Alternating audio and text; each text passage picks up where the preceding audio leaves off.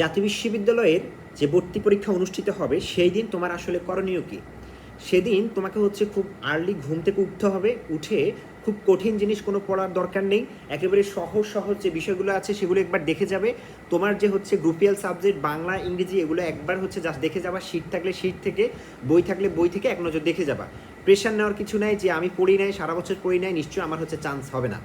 তো সবাই অবশ্যই যেটা করবে যে সকালবেলা উঠে যাবে এবং নির্ধারিত যে পরীক্ষার সময় সেই সময়ের 1 ঘন্টা আগে তোমরা হচ্ছে কেন্দ্রে চলে যাবা।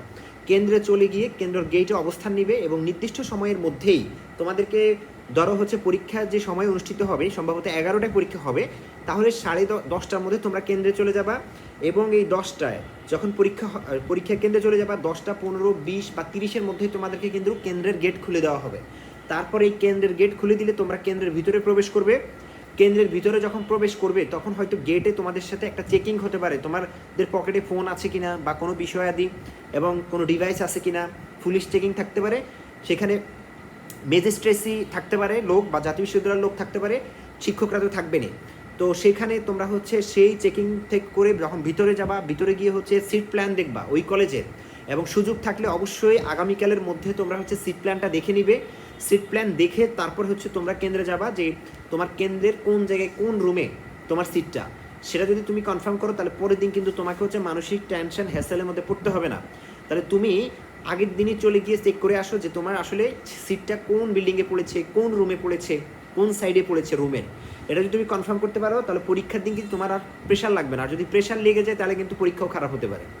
আরেকটা বিষয় হচ্ছে তোমরা পরীক্ষার হলে যখন যাবা ওই দিনই হচ্ছে রুমে চলে যাবা, আধা ঘন্টা আগে রুমে বসে পড়বা, চুপচাপ কথা বলবা না। এবং সেখানে তোমাদের হচ্ছে যখন ইনভিজিলেটর আসবেন, যিনি পরিদর্শক, তিনি যখন আসবেন, আসার পরে তিনি হচ্ছে যে নির্দেশনা দেবেন সেই নির্দেশনা অনুযায়ী কাজ করতে হবে। কোনো কিছু না বুঝলে নিজ থেকে পাকনামি করে কিছু করা যাবে না, অবশ্যই ইনভিজিলেটরকে জিজ্ঞেস করে তারপর তোমাকে পূরণ করতে হবে।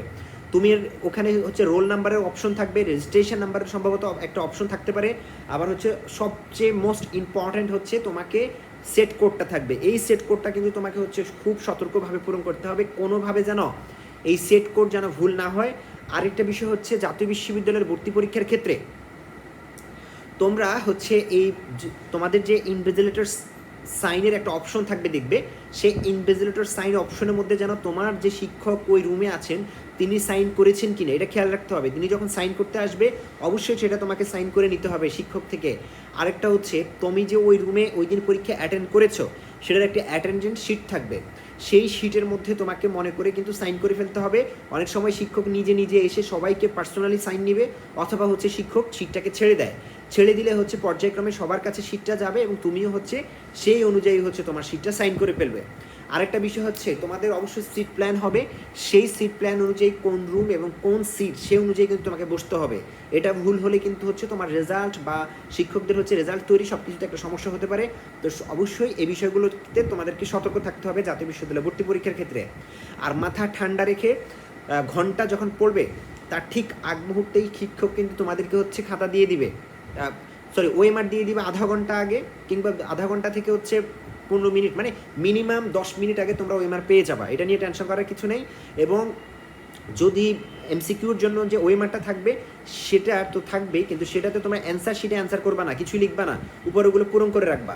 আরেকটা বিষয় হচ্ছে তোমার এই অ্যান্সার শিট যখন হচ্ছে তুমি প্রশ্নপত্র হাতে পাবা ঠিক 11টায়, তখন তুমি আস্তে আস্তে আস্তে আস্তে প্রথমে একটু 2 মিনিট দেখো পুরো প্রশ্নটা যদি তোমার কাছে সহজ মনে হয়, যেগুলো তুমি পারো মনে হয়, প্রয়োজনে সেগুলোতে পেন্সিল দিয়ে দাগ দিয়ে ফেলতে পারো, দাগ দিয়ে তারপর ওইগুলো তুমি আগে অ্যান্সার করে ফেলো দেখে দেখে।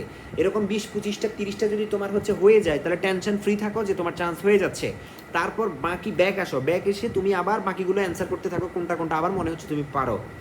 একদম ফাইনালি গিয়ে দেখবা যে যেগুলো তুমি একদমই পারো না সেগুলো কিন্তু হচ্ছে তুমি পরবর্তীতে আন্দাজের উপর দাগিয়ে চলে আসবা, কোনোভাবে খালি রেখে আসা যাবে না। কারণ হচ্ছে জাতীয় বিশ্ববিদ্যালয়ের এই ভর্তি পরীক্ষায় কোনো রকম নেগেটিভ মার্কিং নেই। তো অবশ্যই সবাই হচ্ছে সব কিছু অ্যান্সার করে আসবে, সবগুলোই অ্যান্সার করে আসবে।